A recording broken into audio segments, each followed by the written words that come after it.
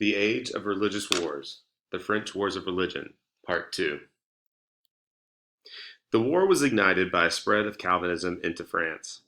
In 1561, there were roughly 2 million Huguenots in France, about 10% of its 20 million population. Their impact was disproportionately great, however, because most French Catholics were apathetic. Besides, the Huguenots were elite in character and strategically concentrated in the notoriously autonomous French provinces away from the direct rule of the king. Although only 10% of the French population was Huguenot, almost 40% of the nobility joined the Huguenot cause. In truth, few of them had authentic conversions, but they saw a wonderful chance to reverse the trend towards absolute royal power by patronizing the new religion. When Admiral Coligny, leader of the Montmorency family, and the Bourbon Prince of Condé converted to the Huguenot religion, they became a dangerous threat. As early as 1560, Condé and Coligny hatched a plot to capture the boy king Francis II and liberate him from his Guy's advisors. Conspirators converged on Amboise, where the king was staying. The Guys, however, were ready. The Guys foiled the coup d'etat at Amboise and decorated the crenellations with the corpses of the conspirators. But Queen Regent Catherine de' Medici prevented the execution of the chief instigators, Condé and Coligny. The Guises were too powerful to suit her, and she needed the Bourbons as a counterweight.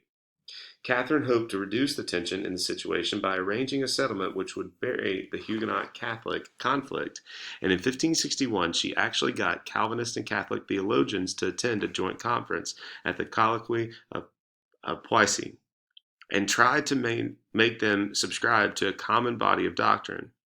The colloquy was a disaster. In France, there was no chance for a latitudinarian church or religious toleration when both sides were convinced they could win. Plus, the Queen's overtures to the Huguenots shocked the more fervid French Catholics into taking up arms against Protestantism.